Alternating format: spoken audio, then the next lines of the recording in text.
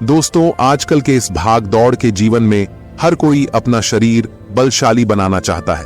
वह अपने आप को ऊर्जावान बनाना चाहता है और इसके लिए वह सुबह सुबह या शाम को जिम भी जाते हैं और तरह तरह की दवाइयों का इस्तेमाल भी करते हैं।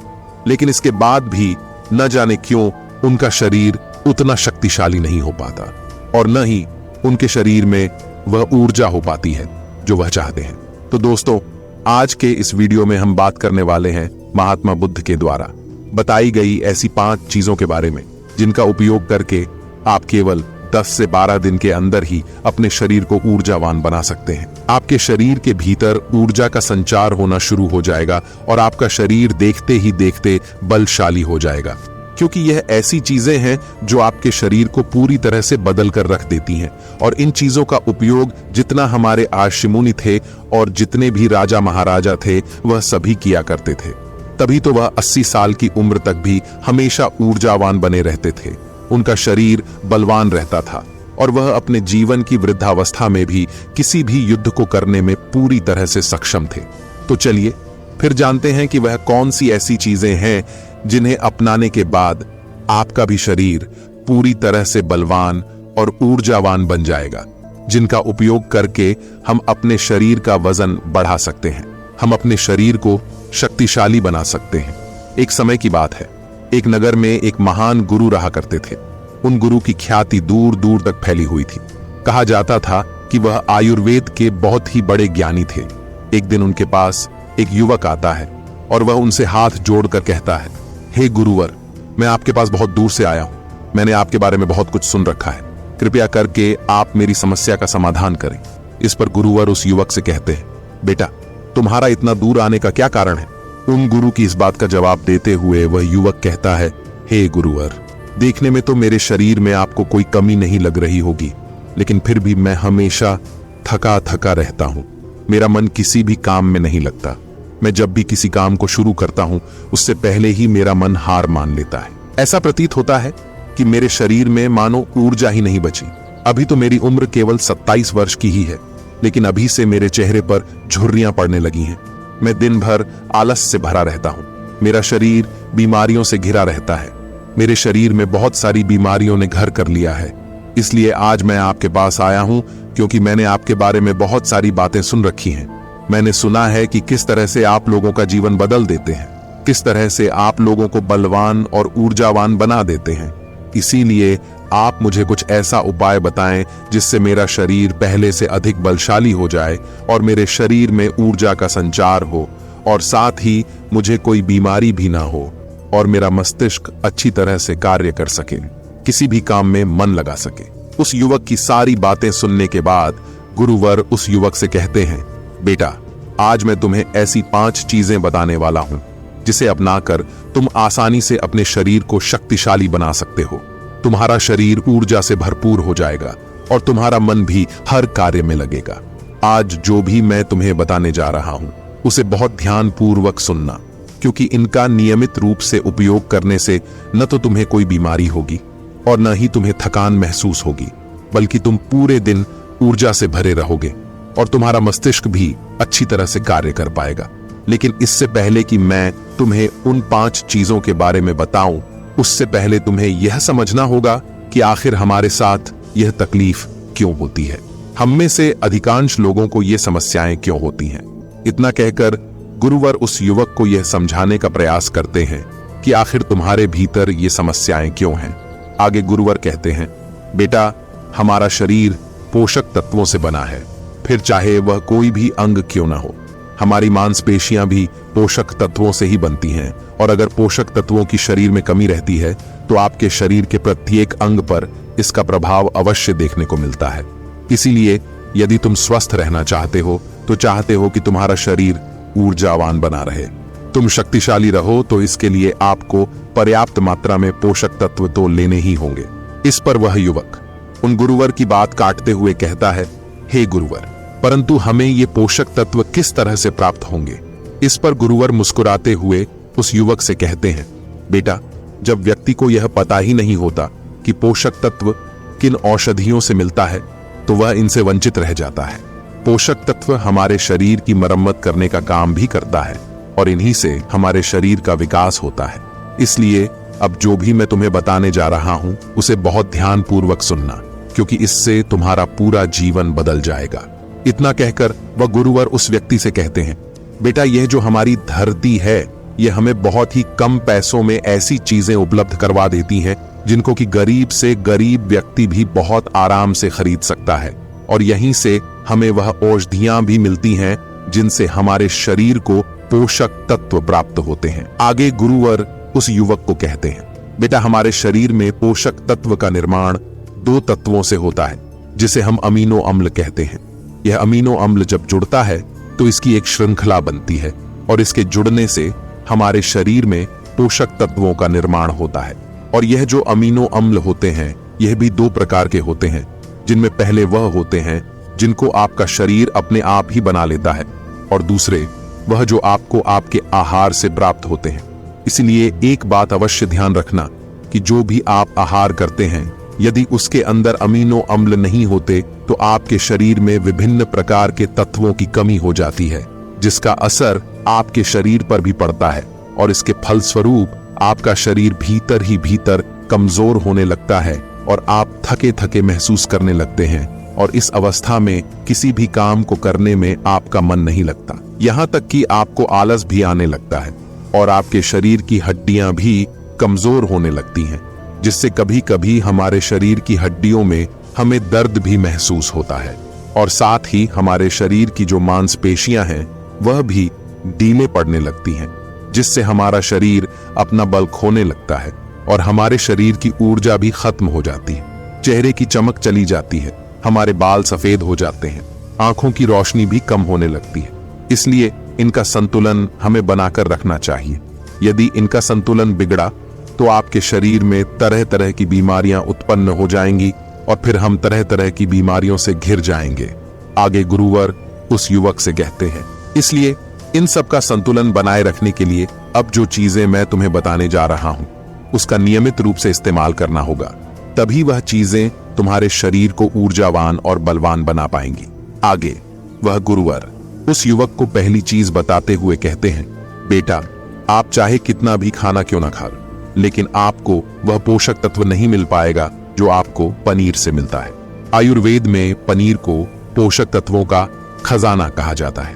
पनीर आपको सामान्य से लेकर गंभीर शारीरिक समस्याओं से भी बचाता है, क्योंकि इसके अंदर तरह तरह के पोषक तत्व हमें मिलते हैं, जैसे कैल्शियम, फास्फोरस, फोलेट और भी तरह तरह के पोषक तत्व जो एक गर्भवती महिला और बच्चों के स्वास्थ्य के लिए बहुत ही लाभकारी होते हैं।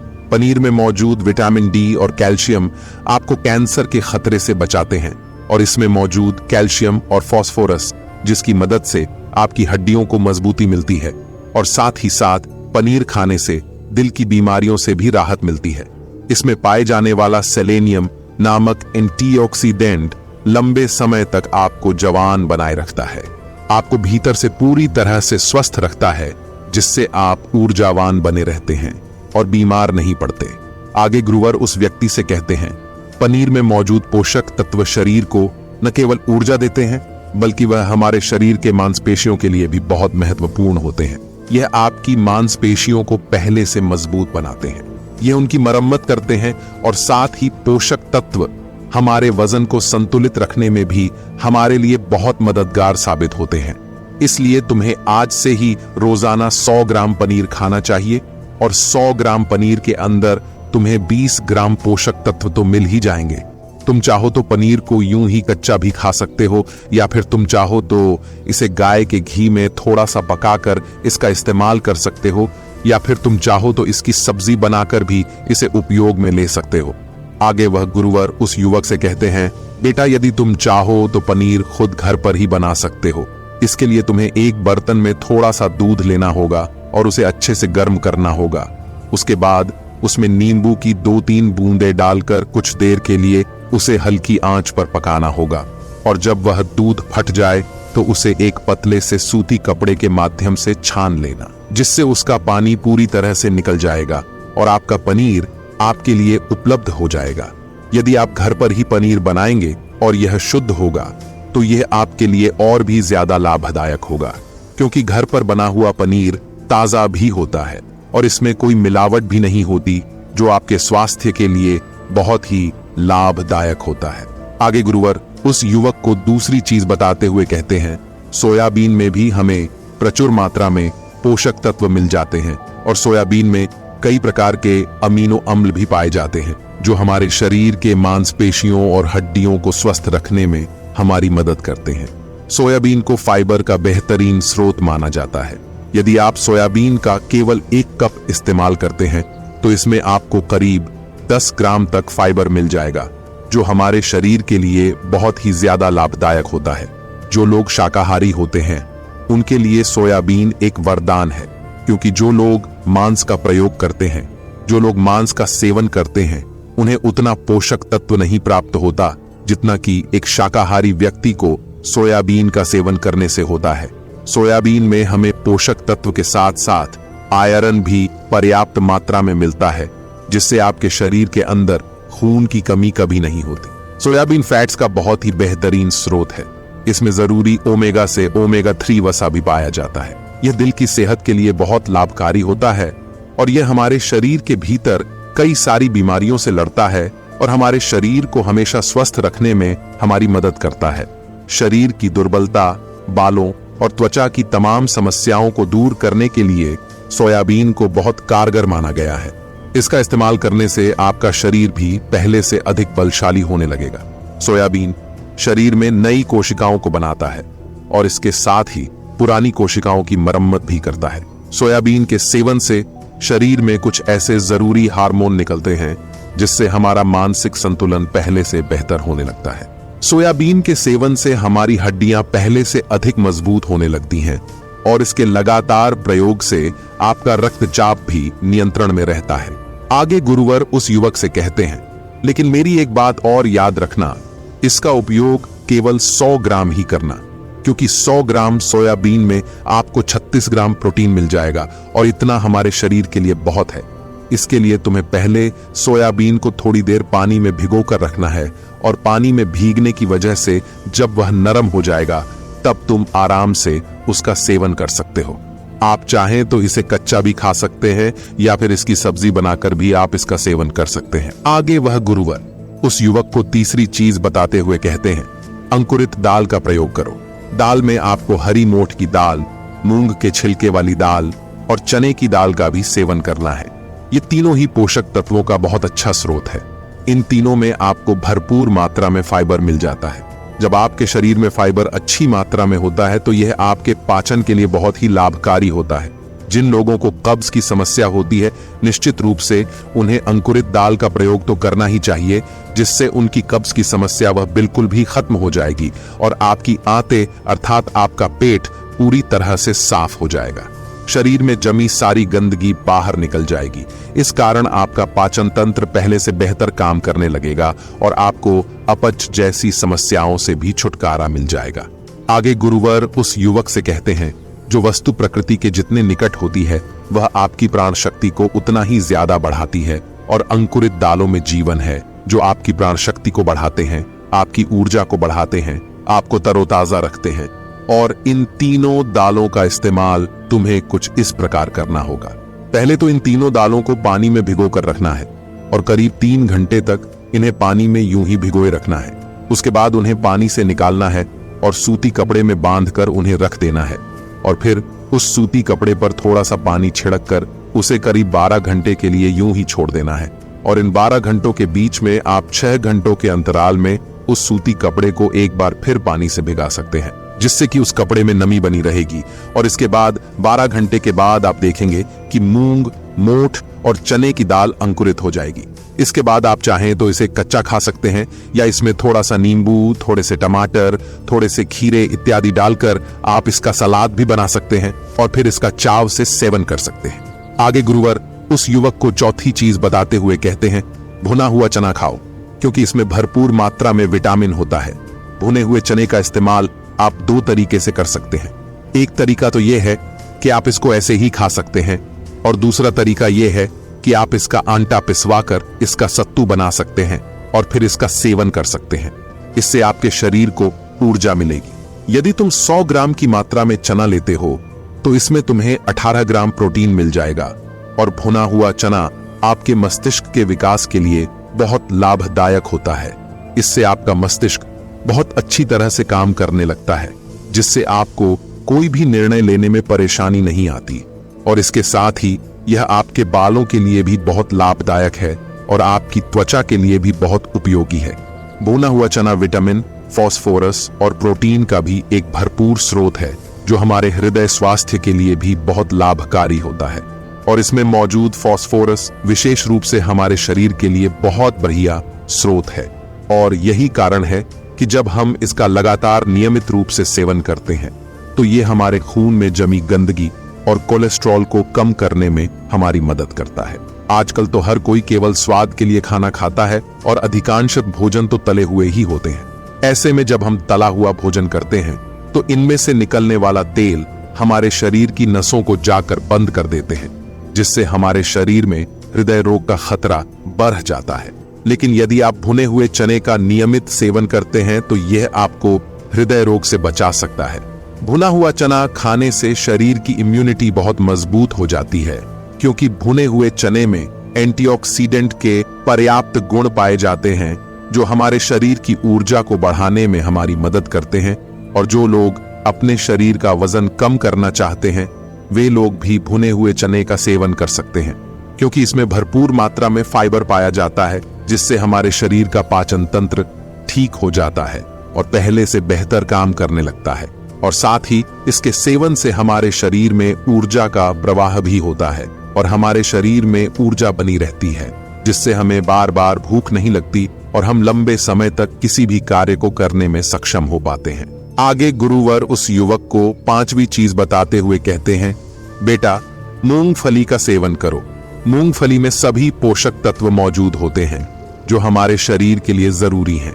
इसमें iron, calcium, vitamin E, zinc पर्याप्त मात्रा में पाए जाते हैं और इसका सेवन करने से आप कई प्रकार की बीमारियों से बच सकते हैं। मूंगफली में मोनोअनसाइचुरेटेड अम्ल पाया जाता है। यह हमारे शरीर से बैड कोलेस्ट्रॉल को घटाने में हमारी मदद करता है और साथ ही हमारे शरीर के अच्छे कोलेस्ट्रॉल को बढ़ाने में हमारी मदद भी करता है। यदि आप नियमित रूप से मूंगफली का सेवन करते हैं तो आपको हृदय रोग की समस्याएं न के बराबर देखने को मिलेंगी। और साथ ही मूंगफली सर्दी जुकाम में भी बहुत राहत दिलाता है। यह हमारे शरीर को भीतर से गर्म रखने में हमारी मदद करता है। इसके रोजाना सेवन से फेफड़ों को मजबूती मिलती है। और इस मौसम में, जबकि सर्दी का मौसम चल रहा है, तो ऐसे में हम खांसी जुकाम से बचना चाहते हैं, तो नियमित रूप से यदि आप मूंगफली का सेवन करते हैं तो आपको सर्दी जुकाम में बहुत राहत मिलेगी। मूंगफली में भी भरपूर मात्रा में फाइबर और पोषक तत्व पाए जाते हैं, जिससे हमें भूख कम लगती है और यह हमारे वजन को भी नियंत्रित रखने में हमारी मदद करता है। और यदि आप चाहें तो इसका इस्तेमाल अपने वजन को कम करने में भी कर सकते हैं। मूंगफली में हमें मैग्नीज, कैल्शियम, कार्बोहाइड्रेट की भरपूर मात्रा मिल जाती है। इसके सेवन से हमारे शरीर का ब्लड शुगर कंट्रोल में रहता है। अगर आपको भी डायबिटीज जैसी समस्या है तो आप मूंगफली का सेवन कर सकते हैं। यह आपके लिए बहुत लाभदायक होगा। मूंगफली खाने से आप कई प्रकार के कैंसर से भी बच सकते हैं। इसमें पॉलीफिनॉल एंटीऑक्सीडेंट की मात्रा बहुत अधिक होती है, जो हमारे शरीर में कैंसर के खतरे को कम करने में बहुत सहायक होता है। और मूंगफली में मौजूद फैटी एसिड हमारे शरीर की त्वचा को रोगों से बचाने में हमारी मदद करता है। इसमें फाइबर भी पाया जाता है, जो शरीर के विषैले पदार्थों को हमारे शरीर से बाहर निकालने में हमारी मदद करता है, जिससे आपकी त्वचा हमेशा जवान रहती है, आपकी त्वचा हमेशा स्वस्थ रहती है। इसके लिए आपको नियमित रूप से 1 मुट्ठी मूंगफली का प्रयोग तो करना ही चाहिए। आगे वह गुरुवर उस युवक से कहते हैं, लेकिन मेरी एक बात और याद रखना कि मूंगफली का अधिक सेवन करने का प्रयास न करना।